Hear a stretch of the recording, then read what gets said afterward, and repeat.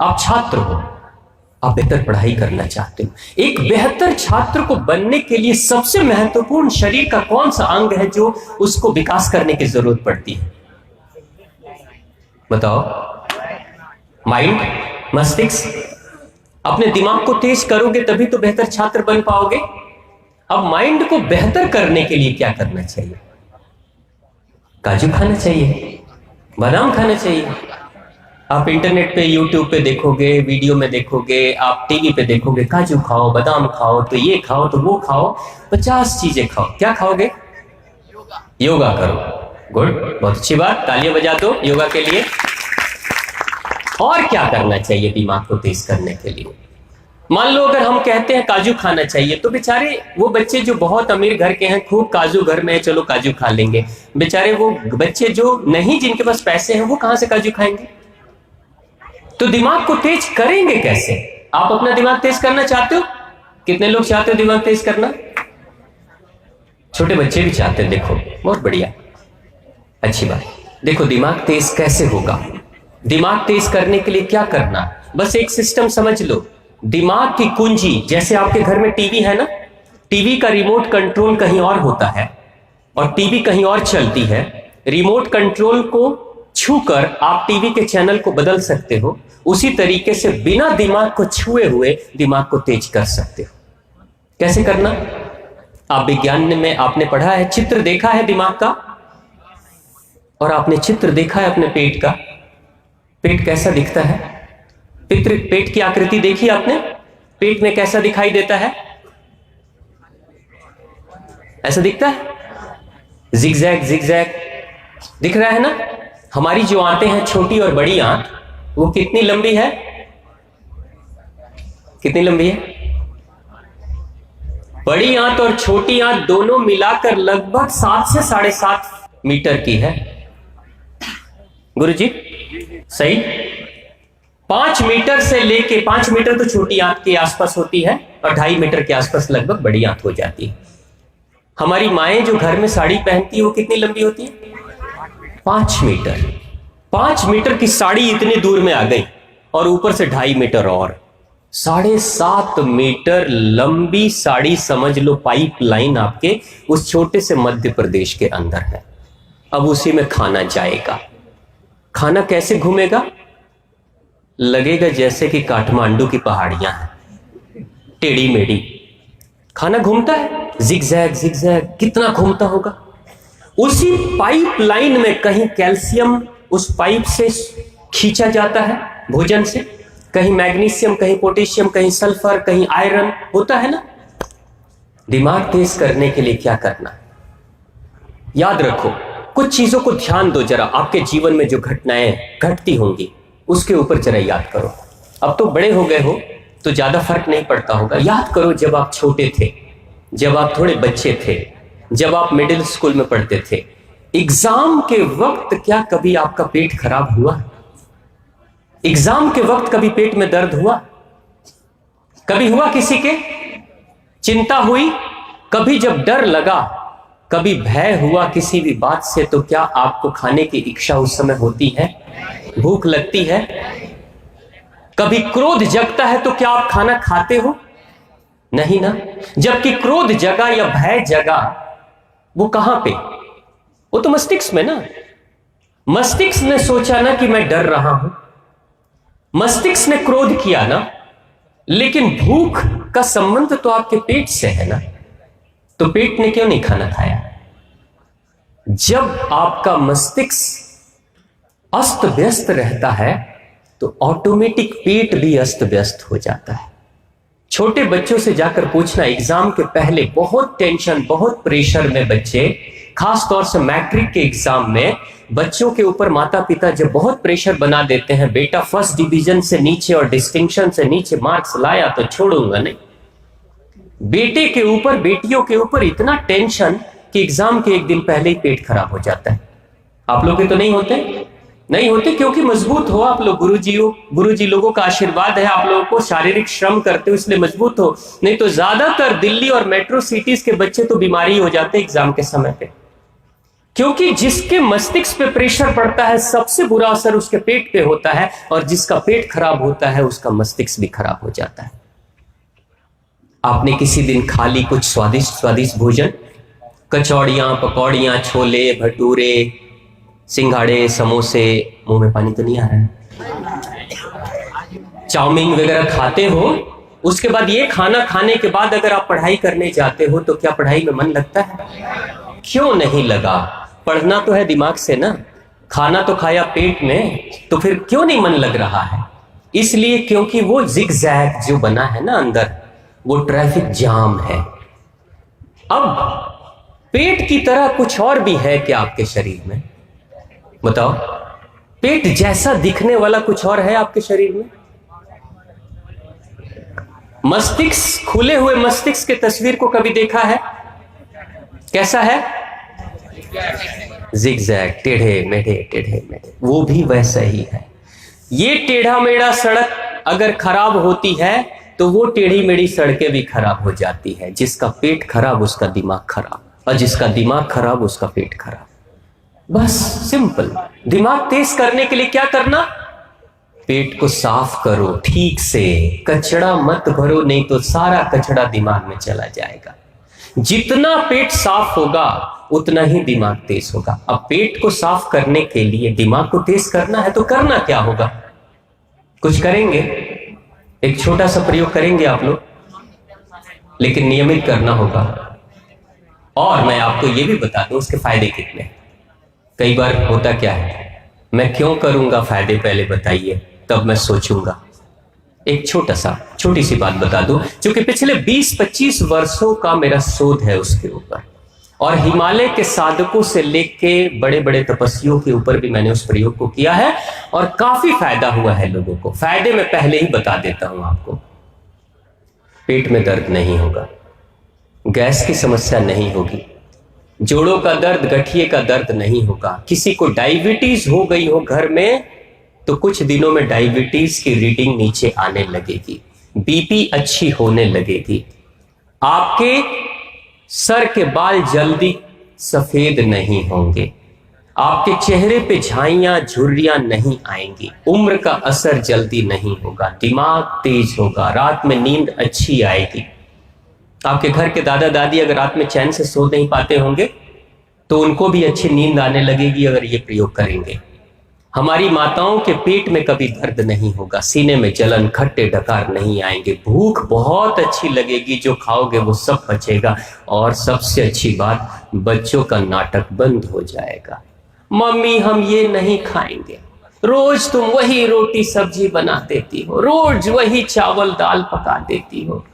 होता है ना, ये बच्चे जो नाटक करते हैं कि हम ये नहीं खाएंगे, हम वो नहीं खाएंगे, और माताएं हाथ में प्लेट लेकर और पीछे पीछे दौड़ती है, बेटा खा लो खा लो खा लो। ऐसे नखरे आप लोग तो नहीं करते? ये नखरे अगर कोई बच्चे करते होंगे तो वो भी सुधर जाएंगे अगर ये प्रयोग करेंगे तो। इसके इतने फायदे, और दिमाग तो तेज होगा। और एक सबसे अच्छी बात आपको पता है क्या होगा? आप लोग एनसीसी के कैडेट्स हो, आपकी स्टेमिना बढ़ जाएगी।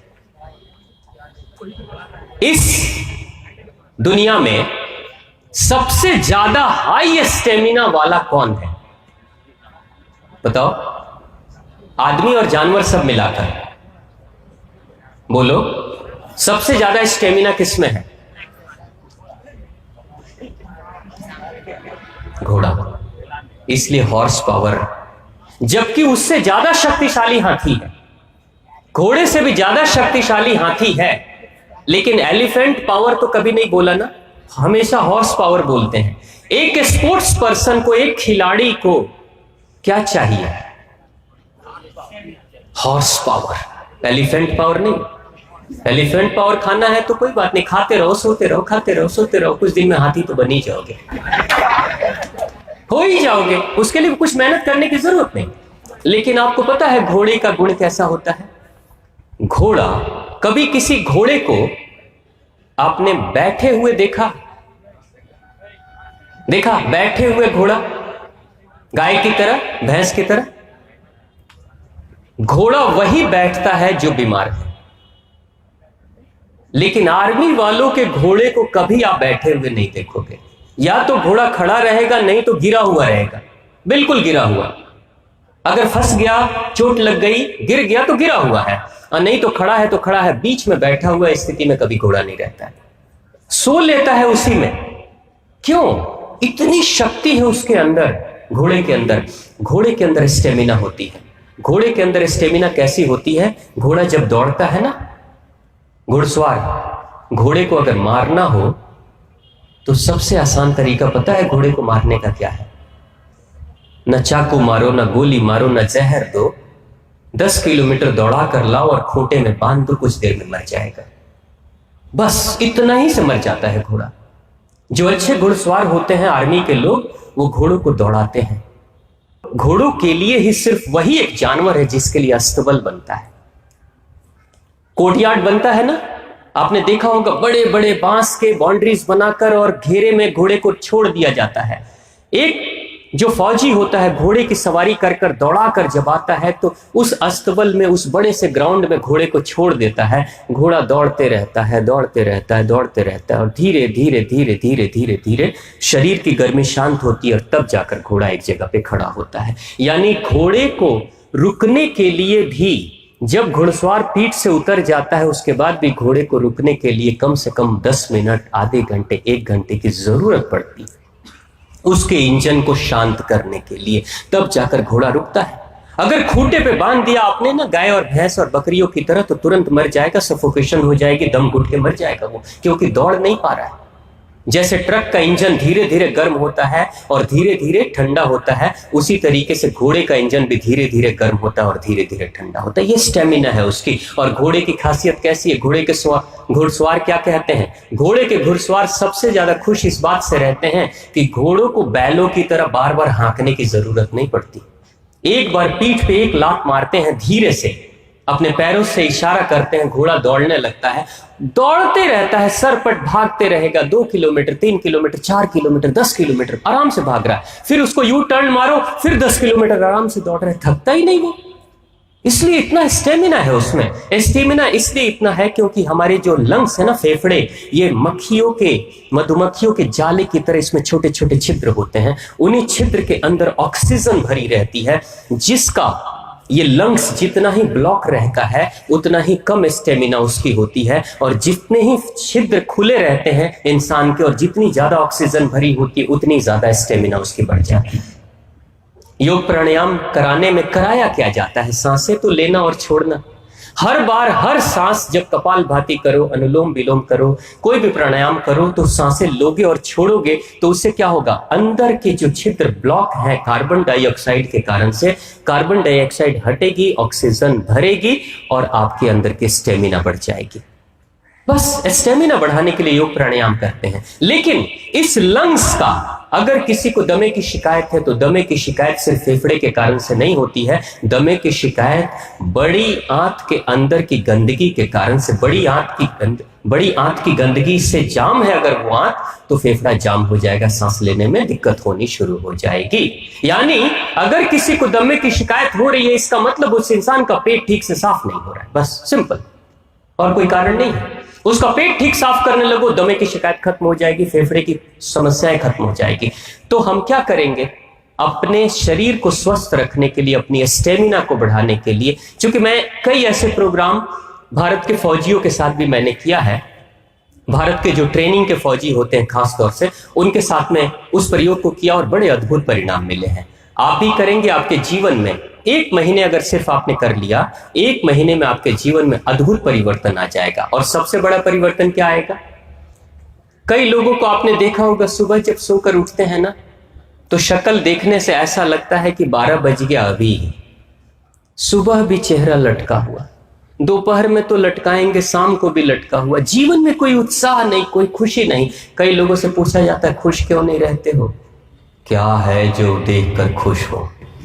सुबह भी रोना, शाम को भी रोना, दोपहर में भी रोना। आप अगर ये प्रयोग करोगे, आपके मन में बड़ी खुशी आएगी, अंदर से बड़ा उत्साह आएगा, हर कार्य को उत्साह से करोगे। तो वो बहुत छोटा सा प्रयोग है, आप सभी कर सकते हो।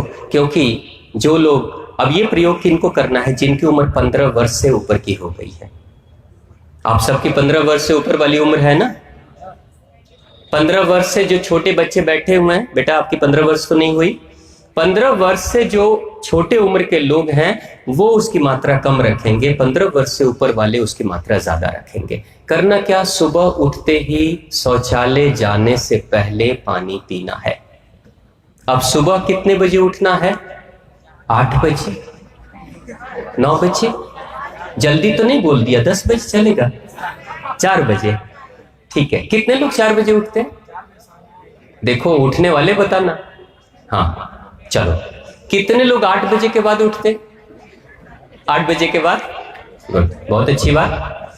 देखो क्यों सुबह बोला गया उठना, आपको पता है एक बात, आपके घर में तो अच्छा है, कोई सभी लोग स्वस्थ हैं, कभी कोई मरीज, हार्ट अटैक का मरीज अगर कोई हो ना, जिसकी बीपी बढ़ी हुई है, जिसको दिल के दौरे पड़ने की शिकायत होती है, अगर वो इंसान, कभी कोई इंसान जिसको हार्ट अटैक की समस्या होती है, आपको पता है हार्ट अटैक, अगर अटैक कभी पड़ता है, दिन में अगर किसी को हार्ट अटैक के दौरे पड़ते हैं तो बड़े धीमे दौरे होते हैं, दिन में इंसान कई बार बच जाता है, लेकिन रात्रि, आधी रात्रि के वक्त अगर किसी को हार्ट अटैक के दौरे पड़ जाते हैं तो उस इंसान के बचने की गुंजाइश कम रहती है, वो ज्यादा तेज स्ट्रोक लगता है रात्रि में।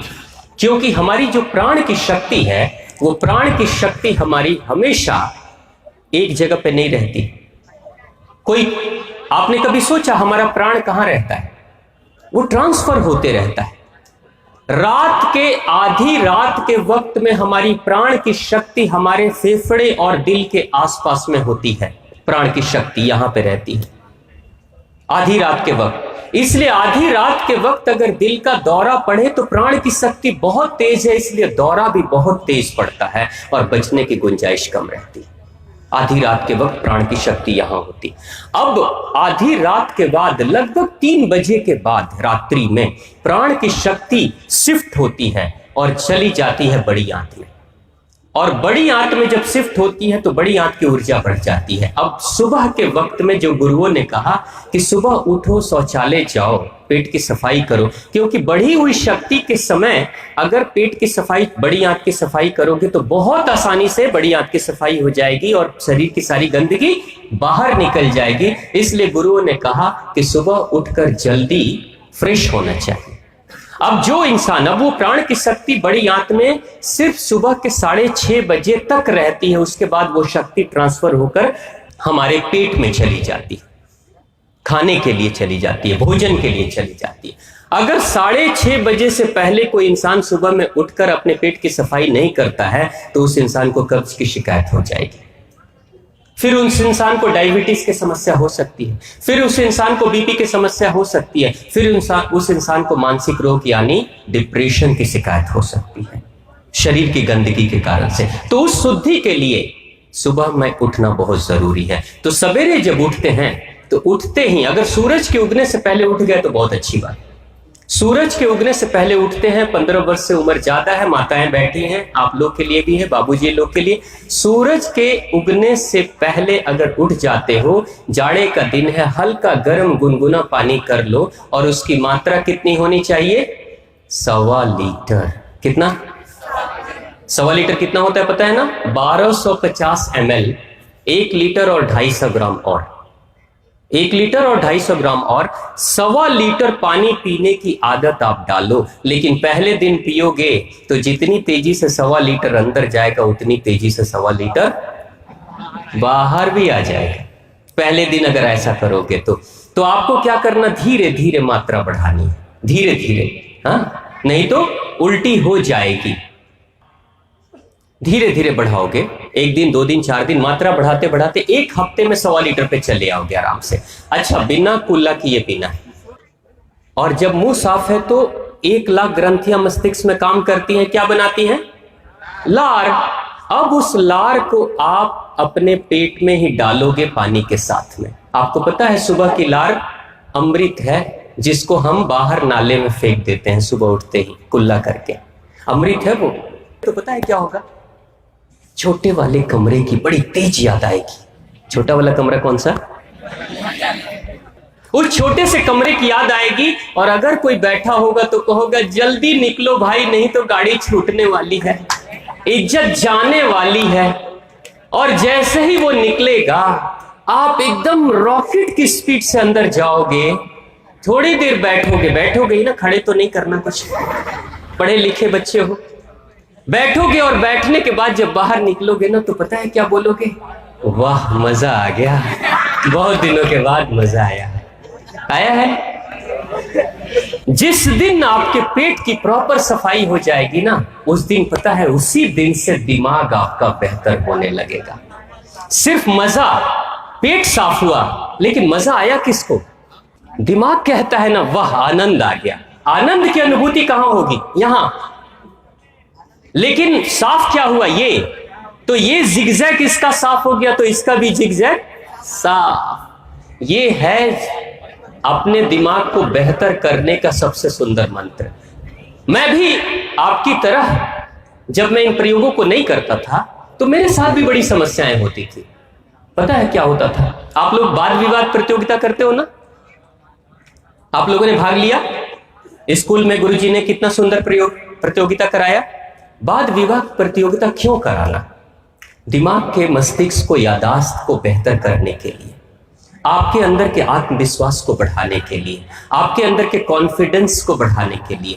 मैंने भी बचपन में जब मैं चौथी क्लास में था तो पहली बार वाद विवाद प्रतियोगिता में मैं भी भाग ले लिया, और जो निबंध था वो तुलसीदास जी महाराज के ऊपर था। अब बड़ी तैयारी करके तो मैं आया, मेरे को कुछ दोस्तों ने कहा कि भाई मत जाओ, वहां जो जाता है वो भूल जाता है, लेकिन फिर भी मैं जिद करके आ गया। अब जब बोलने की बारी आई, सारे बच्चे मेरे मित्र सभी बैठे हुए थे साथ में, मैं खड़ा हो गया। अब तुलसीदास जी महाराज एक महान रामचरितमानस की रचना किया, तुलसीदास जी ने ये किया वो किया, तुलसीदास जी का जन्म, तुलसीदास जी, गुरु जी बगल में बैठे हैं, बोलो बेटा बोलो बोलो। तुलसीदास जी, और जो मेरे दोस्त थे वो कोई मेरी बात को पहले नहीं सुन रहा था, और जब मैं अटक गया ना, ऊपर छत देखने लगा, तब देख देख देख देख भूल गया, देख भूल गया, है ना। तुलसीदास जी, मेरा जो दोस्त है वो कह रहा है बोलो बोलो, बोला था ना नहीं जाओ वहां पे, भूल गया ना।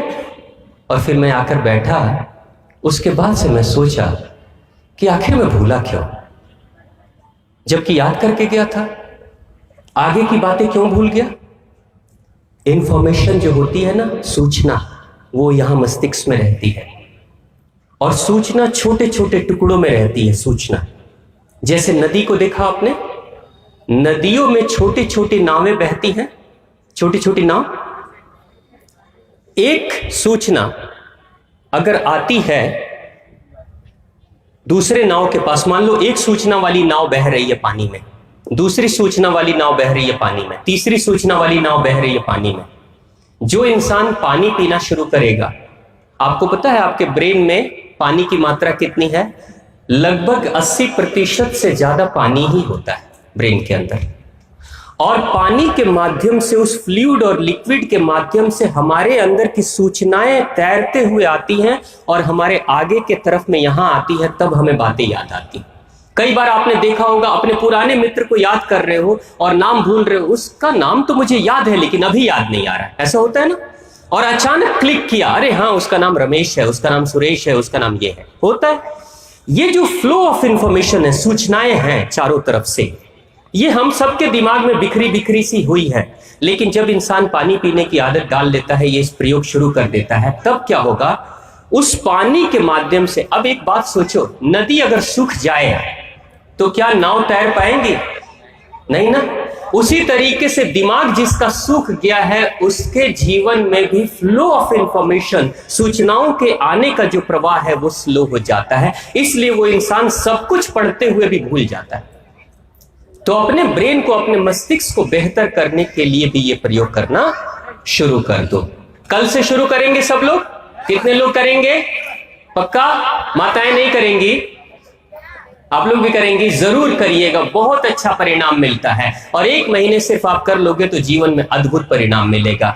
और यही यही भगवान श्री राम को भी उनके गुरु ने सिखाया था। सिर्फ किताबों की शिक्षा मत ग्रहण करो, किताबों के साथ अपने शरीर को भी बेहतर बनाने की कोशिश करो, क्योंकि अच्छा छात्र वही होता है जिसका शरीर स्वस्थ और तंदुरुस्त होता है, और अच्छा छात्र वही होता है जिसका मन बेहतर होता है और जिसकी याददाश्त अच्छी होती है। निश्चित तौर से वो जीवन में बेहतर कार्य कर पाए।